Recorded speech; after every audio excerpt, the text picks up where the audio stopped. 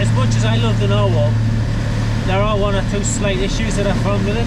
One of them is that when you're heading into the sea, into the waves, you're very likely often to get wet.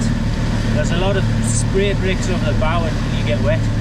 So to alleviate that, I've come up with a solution to try and build some sort of wheelhouse. There you go. That's the problem. If you haven't got sunglasses on, you get seawater in your eyeballs. Yeah, like that. So the plan is to build like a stainless steel and plexiglass enclosure and alleviate that. So let the project begin.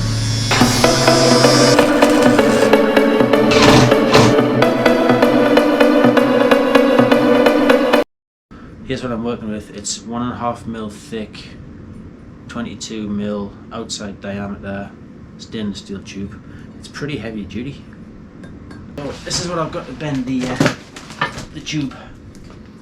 It's a heavy duty pipe bender. It wasn't expensive. Obviously it's from China. I'm sure it'll do the job.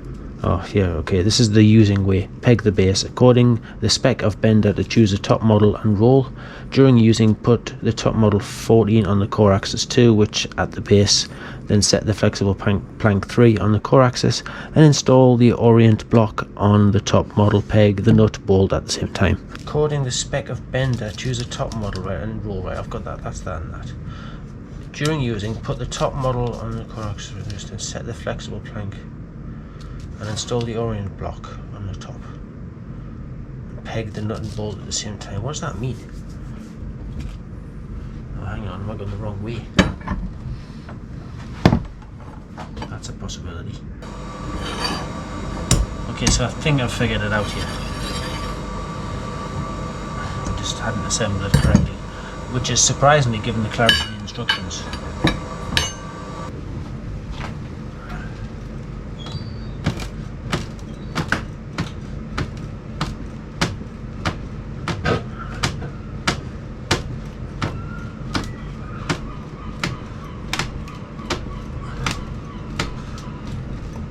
Bloody hell, it's a bit of a mission. I'm gonna have to move it into a position where I can access it easier.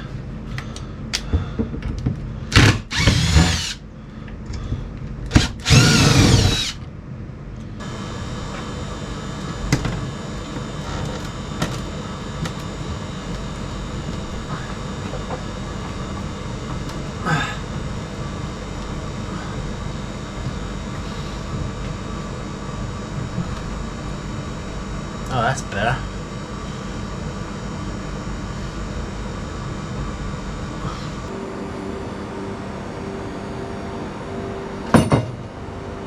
These two are the same as a miracle.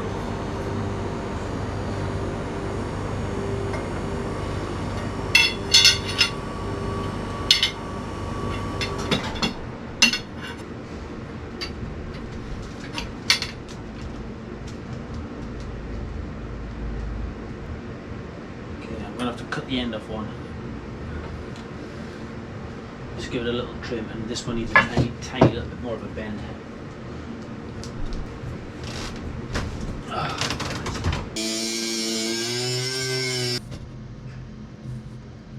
Yeah, do you know what it is? They're actually spot on.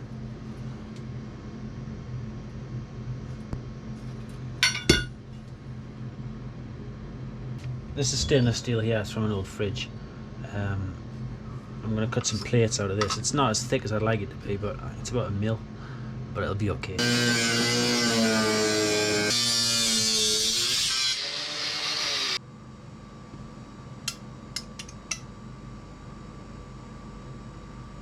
Oh, that'll be okay. It's thinner than I'd like, but it's what I've got. So we've got 2 little brackets. Just smooth them off so there's no lethal edges on them. Then it's going to be a case of welding that onto there, or welding the piece we've just bent onto there like that.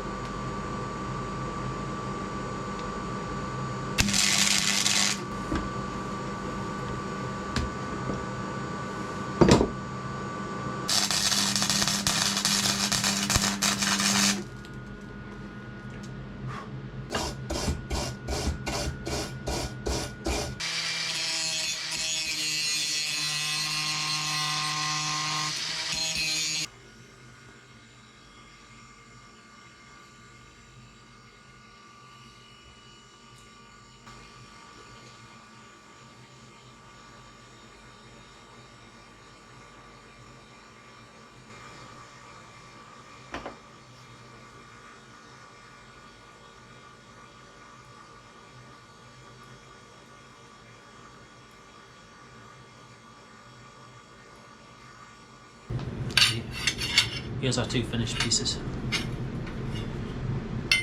They're not straight, they're not identical, but they're good enough.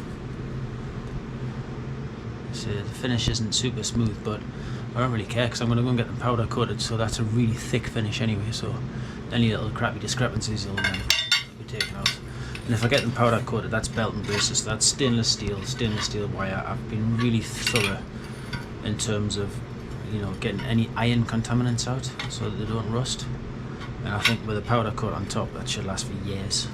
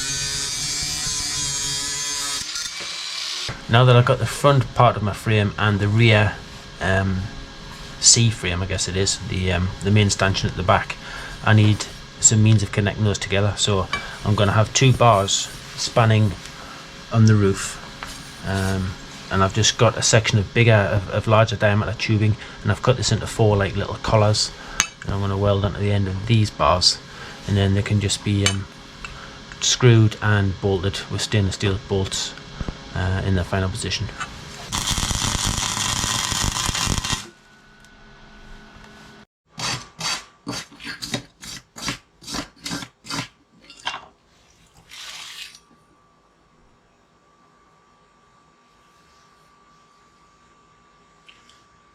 So I've got the frame laid out in here where I've got a bit more room to work with it. I just want to sort of eyeball it and get an idea, because I'm just making this up as I go along. I think what I'm going to definitely do is put another piece in here just to give it extra strength, and then I've ordered some fiberglass, so I'm going to get some plywood, make a frame for the top, and I'm going to fiberglass that, and I think it should be pretty like a robust thing. I've welded onto the front a sort of skirt out of some of those angle pieces of stainless steel that I had from an old fridge. That's just to cover the gap of the windscreen that it's gonna sit on. What I actually realised when I was on the boat the other day, it was probably a far better idea to just do away with the windscreen that was there and then just do this all in one piece, instead of building on top of what was already there. But anyway, you live and learn. Yeah, it's getting there. So here it is with the third piece in the middle. Look, it's a lot stronger now. So pretty much the next stage now is to drill holes in all of these. So all of the joints are going to get a hole drilled through, and that's going to be my attachment point for the roof. But because I can't weld when I'm over at the boat, I'm going to take it over, install it, and then bolt it together temporarily, bring it back here, and once it's all locked into place, then I'm going to finish all the welding on the frame and then remove the bolts, and they can be used to install the roof.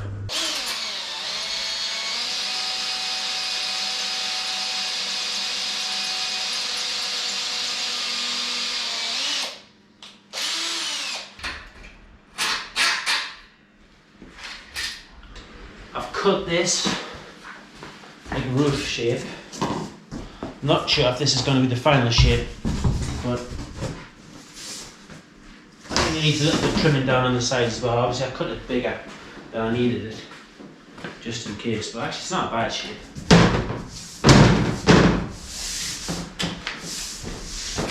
So hopefully I can manage to get just a nice curve on the top of this. On my fiberglass stuff came today, so I'm going to be, first process is to seal it with like an epoxy sealer really, but actually no, I'm going to be using polyester resin, so it's going to be a polyester resin base coat, and then chopped mat on top of that, and then I'm going to be finishing it with a finishing cloth over the top, more resin. I've gone for blue, so my final the floor coat that I'm going to be using for the top final finish is going to be like a sort of cobalt blue, I think it is. But this is looking okay, I think. It'll be pretty cool in here. Okay, so I've got a coat of floor coat on, and I've no idea why it's called floor coat, because it doesn't flow at all. It's horrendous stuff to apply. It's a bit like painting with Marmite using a spoon. So I think the idea is to get a really thick layer on, because you've got to do it in one layer, because otherwise the wax stops subsequent layers sticking to it. So I've got a really thick spooned on layer that I've flattened off about 1,000,000 times. It still looks like a dog's dinner. But obviously I'll be flattening it down with sandpaper, wet and dry afterwards. So hopefully it'll come up okay. I do like the colour though.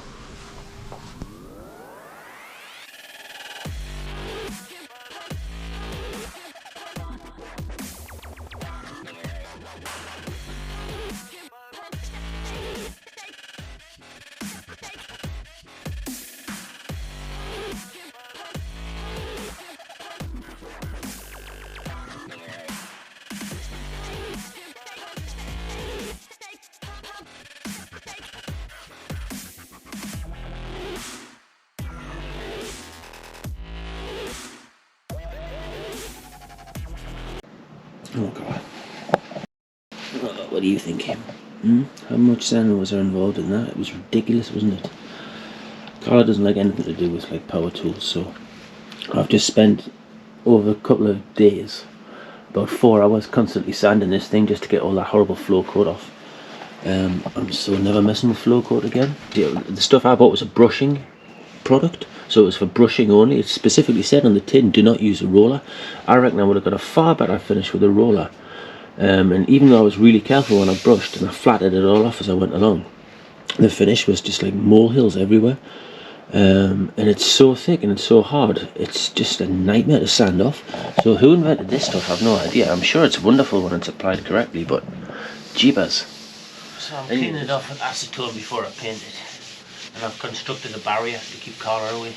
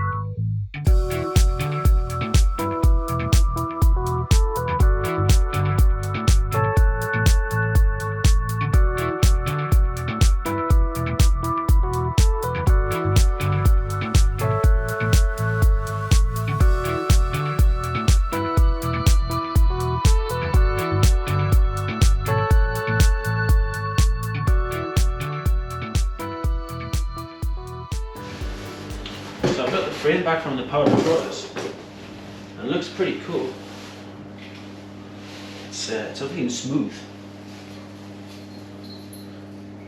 I could have made a bit more effort when I filled it, and I think it would have looked better. But I don't really care. There's a couple of rough edges where I should have put more filler, and I assumed the powder coat might sort of be a bit more forgiving. But I don't know. It looks pretty cool anyway, I think.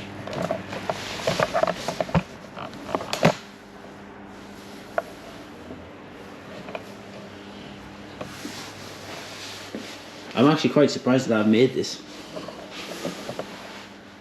So I've got my window templates laid out on some 4mm acrylic, clear acrylic plastic. Those are going to be my windows, obviously. I'm now going to cut them using a fine-toothed saw, a jigsaw with a hacksaw bit. And I'm not going to overthink this. I'm just going to go for it and do it, and hopefully do it in like a wanna.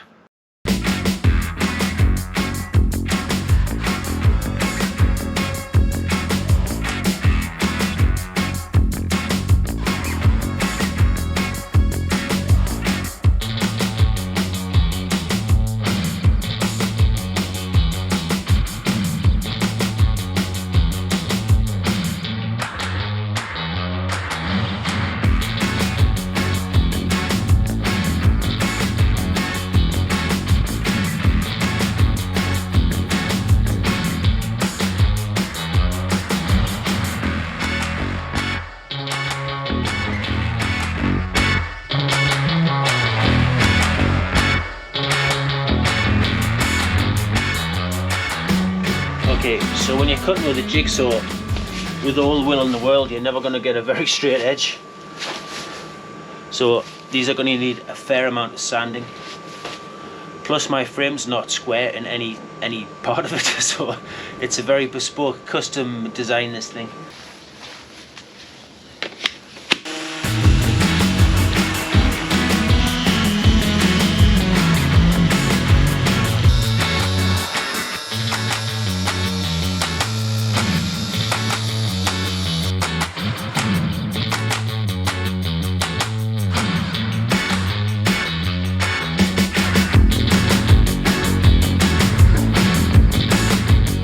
That was no small undertaking, but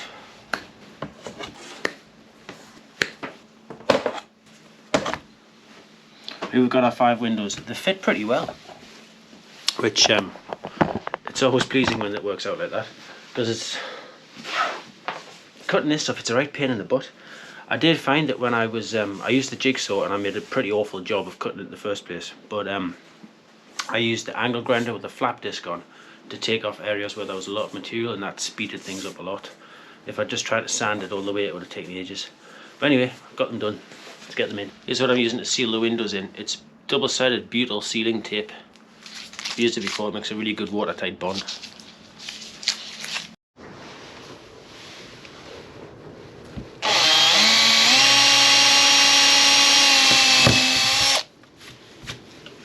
A little bit gutted here because I cracked the bottom when I drilled it. I used too big a drill bit. And this one here, I've ended up putting a little crack into it. So I've got plenty of material to replace it with, but I'm going to just drill it out and put it in and see what it looks like. Gutted about that.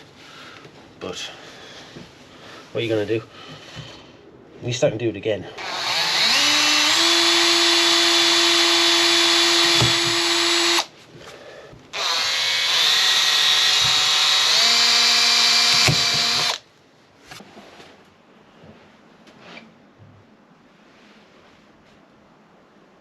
There we go, we've got the sealant on each of the tangs.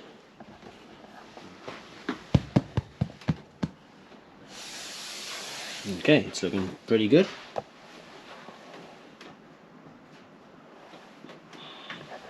There is a slight gap down here, but I actually left that on purpose because these things will expand in the heat. So to give them a little bit of wiggle room, I made sure I left a couple of mil all around each side. What I'm going to do is I'm going to fold up some of the sealant tape and just make little sausages and squeeze them in to make sure it's waterproof. But I'm pretty happy with that, it's come out well. Gutted that I cracked it, but like I say, if I need to replace it, if it doesn't, if it splits worse and gets really bad, then I'll just replace it. I'm going to be more careful drilling the rest though. Here's how it's going so far. So these two front windows are going to be way the hardest because they're just not straight at all. But it's okay. It's not quite as tidy as I'd like it to be. So this stuff isn't actually what I thought it was. Last time I did the boat windows, I used it was like a I don't know. It was like more. This is like putty or like some sort of like paste. Whereas the other stuff was like more rigid. It was easier to use. Anyway, whatever. It looks all right in the grand scheme of things. Hopefully the side pieces, the side windows, the large ones, will be way easier because they're not like all crazy shapes. It's all about you. It's all about you, baby. It's all about you.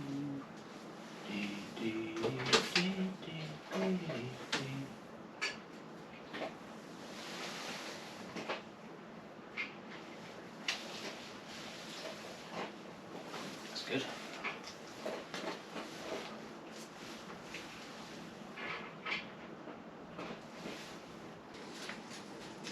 If you ever drill acrylic, make sure you drill the holes a little bit bigger than the size of your screws or your bolts, because it will expand in the heat. Drill it really slowly. I used a masonry bit, and then I opened the holes up with a step drill.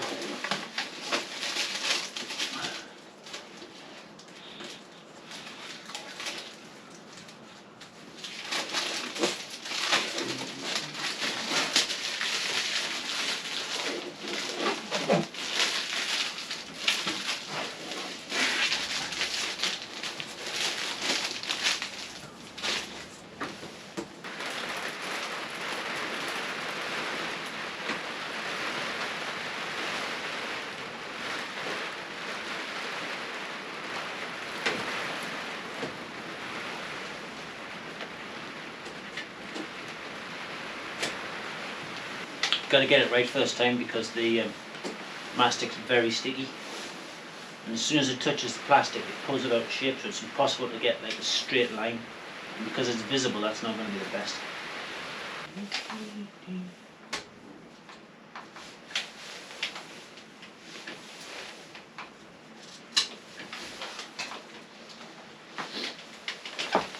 Okay, it's looking alright over there. So this is basically the lie of the land up here. It's working out okay, that looks relatively straight, and you know, stainless steel screw is going to look smart enough. So I'm happy enough with that. Right, now to the window. So obviously I want this to be opening. So I'm envisaging two turnbuckle closers here, and then I've got these nice hinges here. They're like offset ones. So I'm probably going to have to cut this. Yeah, I need to cut that so that that sits flush, so that can be offset and sit flush against the frame.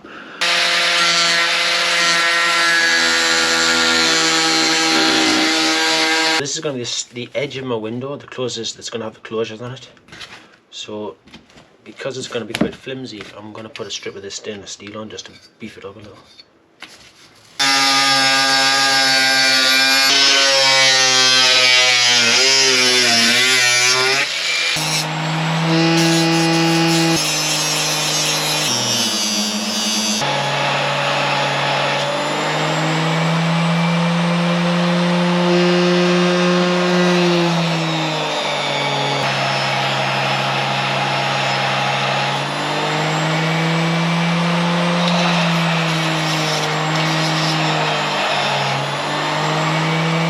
That sits on there, then I'll drill through the plastic and then we'll put some sort of closures that I haven't quite worked out how they're gonna be yet.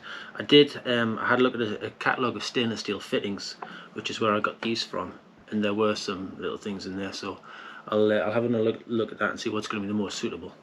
But that's going to look pretty cool. Just going to use some small bolts just now, just to keep everything in place.